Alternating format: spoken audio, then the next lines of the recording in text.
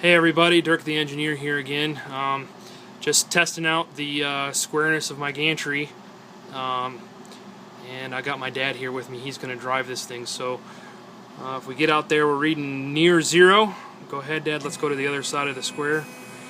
Drops down a little bit by about 1/1000th, and we're out on the other side, and we're pretty much right on to where we were before. Go ahead and drive it back, Dad.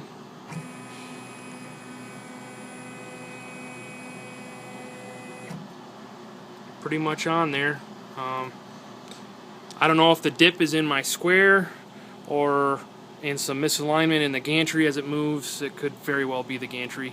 Probably more likely the gantry than the square. But anyway, let's show how repeatable it is, Dad. Drive it down towards, nope. Drive it down towards, so that we're going to zero the X axis. Nope, stop. This way.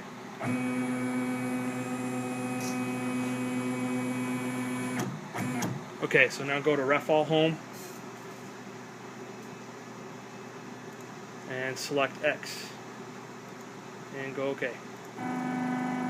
So I'm re-referencing the X axis is now go to 0. No, unclick that. Next one over, go to 0. This one. There we go. And it's not reading 0, but I think that's because I just have this temporarily taped in there. I don't have a spindle lock, so that makes it a little hard to get repeatable Z or repeatable X movement. Now let's click on the jog mode right next to the yellow button. Up. Okay, now move the X-axis till it zeros. Re-zeros, okay. So now click the jog mode again. Alright, now let's move it across the square.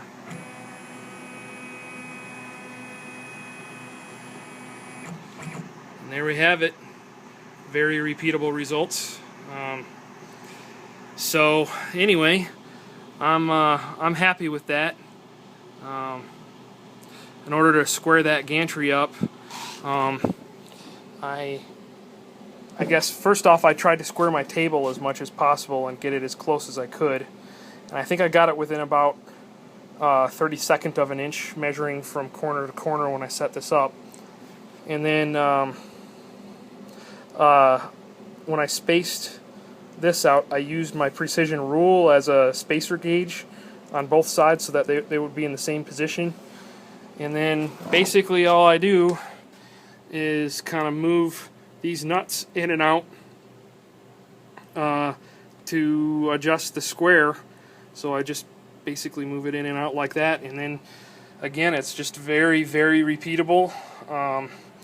Seems to be a whole lot better system than proximity limit switches. I was getting plus or minus 1/1000th of an inch, which I mean is pretty good, you know, considering the system, but this direct contact electrical homing is probably the most accurate way I think you can do it. So the one thing that I'm going to have to do when I really want to get a good accurate reference is just kind of wipe that off maybe.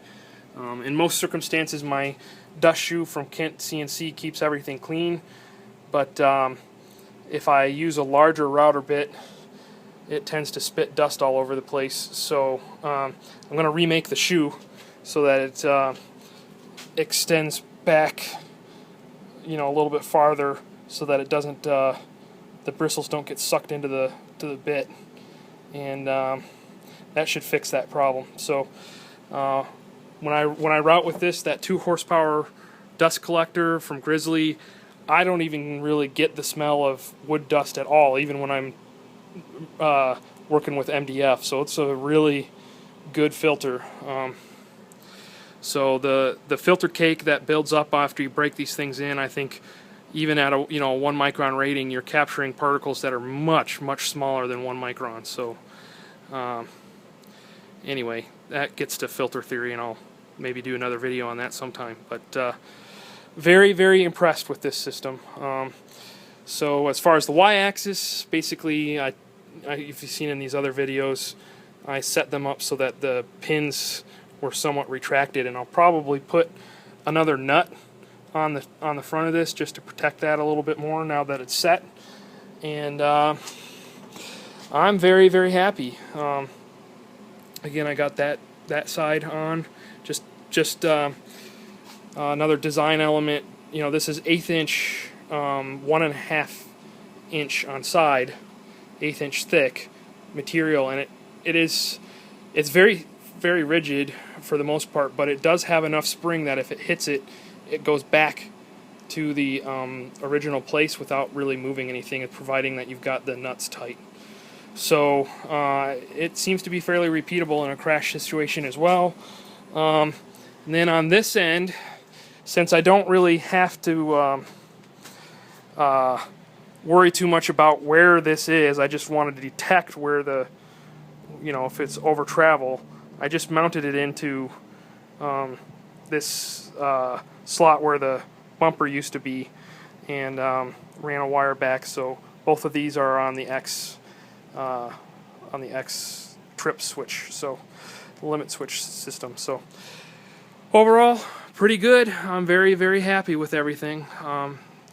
I can start to move on. I'm going to make a vacuum table, and I'm going to make a vacuum system using 4 home vacs, kind of like on the ShopBot website. They had a design on there. I'm going to modify it so that I can try and fit it on the floor underneath here without taking up too much room.